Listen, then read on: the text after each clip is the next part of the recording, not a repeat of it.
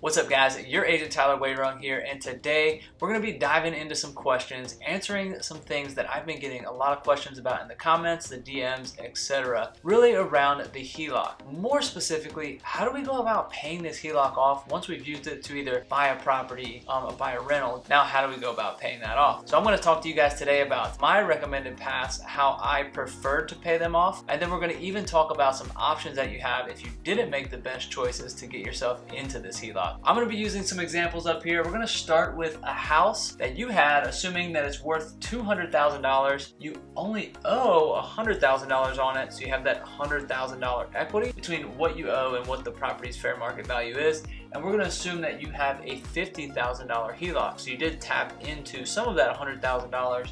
And we're going to be using this for all the examples we walk through today, just to give a picture representation and hopefully a visual to help you follow along. All right, so most of my following are here to learn about real estate, and that's the most common approach that I recommend people use the HELOC to take advantage of opportunities in the real estate arena. So we're going to start off with examples on using your HELOC responsibly to buy a property. So for this first example, we're going to assume that you use your $50,000 to buy a $100,000 house. However, it was in some distress. It needs probably $20,000 in work, and you have cash via your HELOC to go ahead and buy this property for $50,000. So we're going to use that. Over here, we bought a property for $50,000 that once we do a little bit of work will be worth $100,000. This is similar to the BRRRR model that I talked about in many other videos, but we buy it for $50,000 using that HELOC. We're able to tap into this opportunity. That's the big thing with HELOCs. You're able to take advantage of opportunities because you have the cash to do so. So we bought it for $50,000. We're going to come up with the other funds another way to go ahead and put those in to make the value worth $100,000 now that we've remedied the problem. And then we go ahead and refinance this property. So the first example is a refinance this property out. We'll probably do an 80% LTV or loan to value loan on this property. So we refi this property out for $80,000. So we're going to take $80K out on this $100,000 property. But since we didn't have any money into it, aside from the rehab funds, we just gotten a check for $80,000. So we're going to use that $80,000 to go ahead and pay back off that $50,000 HELOC. And now we have a house that has good long-term fixed interest rate debt at $80,000. We still have an equity position. And at the end of the day, ideally, this cash flows as well. And we've repaid our $50,000 back to use again on the next opportunity that comes our way. All right, so we're going to do another flavor of this example and say we didn't want to keep this property. It was in a bad part of town, whatever. It didn't meet your buy box, but you did want to take advantage of this good opportunity, so you still did buy the deal. You went ahead and fixed it up. However, instead of refinancing it out, we're going to go ahead and list it on the market. So this would be a flip example. We'll list it for $100,000. We'll assume that you got that. Once you get those funds, the way that when you got the $80,000, you go ahead and repay yourself back whatever money you had to rehab it, and then you take the rest of those funds to go ahead and pay back the HELOC in a lump sum, and there again you have that HELOC wide open to use on the next opportunity. One last example that's very similar to this, and it isn't obvious to a lot of people, but once you're in this space and people know that you buy houses, these things come across my desk all the time, but it's buying a $100,000 house for $50,000 because of some personal distress. All right, this can be things like divorce, foreclosure, bankruptcy, things like that, where someone just needs to sell fast. They don't want to deal with putting it on the market. They don't have time to put it on the market and deal with agents. They just want a cash offer for their house for exactly what they owe on it, just looking to walk away and be done with it, right? So in this same example, you would use that HELOC to take advantage of that opportunity again. I hope you see that common theme here of why we like the HELOC, is because it allows you to take advantage of not only real estate opportunities, but business opportunities as well. But in the same scenario, you can either decide if you want to buy it and go ahead and list it, or refinance it like we talked about in that first example. But either way, you're getting that chunk of money coming back to you in a lump sum to go ahead and pay that back. And because the HELOC is kind of like a credit card, it stays open. You get to use that again when the next deal comes across your plate. All right, in this next example, we're going to talk about something I learned that a lot of you guys out there are doing, and you have a lot of interest here. But instead of going ahead and buying this property for cash with your HELOC, a lot of you are using just a piece of your HELOC to put a down payment on a rental property or vacation property, etc. So in this example, we're going to use only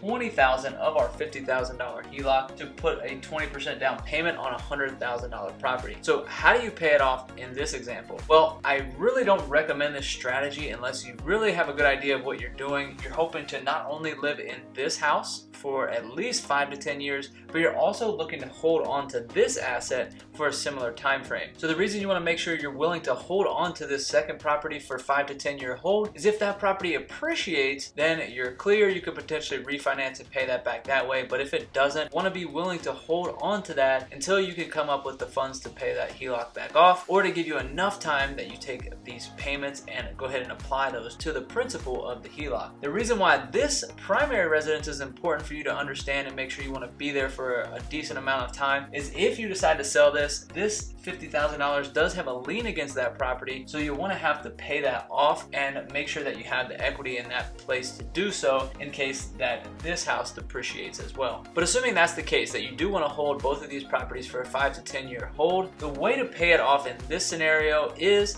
to use any cash flow coming in from this property, whether you bought a vacation home that you're going to Airbnb or you just bought a rental that's going to produce cash flow each month, is to go ahead and apply that cash flow above your normal mortgage payment against this house. Anything that comes above that, you want to apply that to the principal of the HELOC. Now, this does take a lot longer than the other strategies we talked about, but it's not a horrible plan if you weren't going to do anything with this equity anyway. And typically in 5 to 10 years, if you continue to apply all those principal payments, take some extra money from savings, and you continue to throw chunks at the principal of the HELOC, then that could be a good strategy to end up with a property that you have good financing on. So again, this is a more sophisticated approach. You really have to understand what you're doing because there's a lot of speculation here. Unless you just have the income coming in enough to where you can afford to make additional principal only payments against this HELOC, because remember, the minimum HELOC payment is interest only. So that's something very important. You want to have a strategy to not only keep up with the interest payments on the HELOC, but to start paying the principal back off so that you can open this back up and use it again. All right, guys, and these next two examples aren't as much fun, but you'd be surprised how many questions I get around people that made a poor mistake with the HELOC, and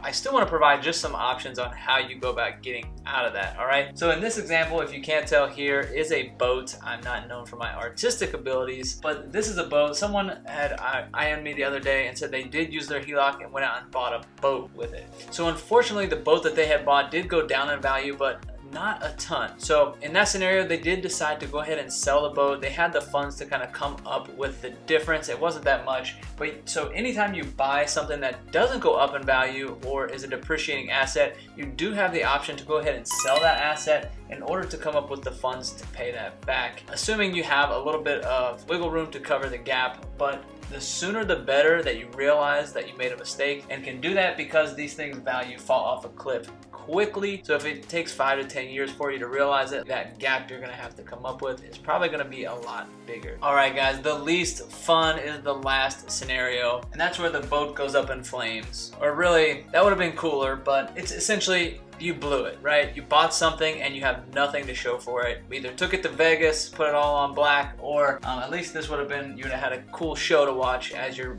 money was burning away. But essentially, you use the HELOC, you don't know what happened to it, you have nothing to show for it. What do you do? All right, fortunately, you do have an option. It's not a great one, but I don't recommend that you just continue to make the minimum payment on the HELOC, because these do have a balloon at the end of them, and a balloon just means you owe the principal balance in full at a certain date. So if you use the whole 50 here and you went all the way out to your balloon date, the bank's gonna be coming to you looking for a check for $50,000, and if you don't have it, they will start foreclosure proceedings or start looking at taking your personal assets. So highly recommend you don't go that approach. If you do have a good income and you have a good timeline before that balloon comes in place, you may want to look at what do principal only payments look like to get this paid off in that time frame. But typically, if you took out a big balance, that's going to be unrealistic to do so. The last option that you do have that a lot of people just don't even realize that it is an option, it's not a great one. However, if you do still have equity in this primary residence, you can consider selling this off. So in this example, we're going to be able to sell this house for $200,000. We owe $150,000 between our primary balance, mortgage balance, and the $50,000 that we took out and it took to Vegas with us. That's $150,000. So there is a spread there, but the unfortunate part is you are going to have to move out of this house house and find something else with this $50,000, assuming it's there,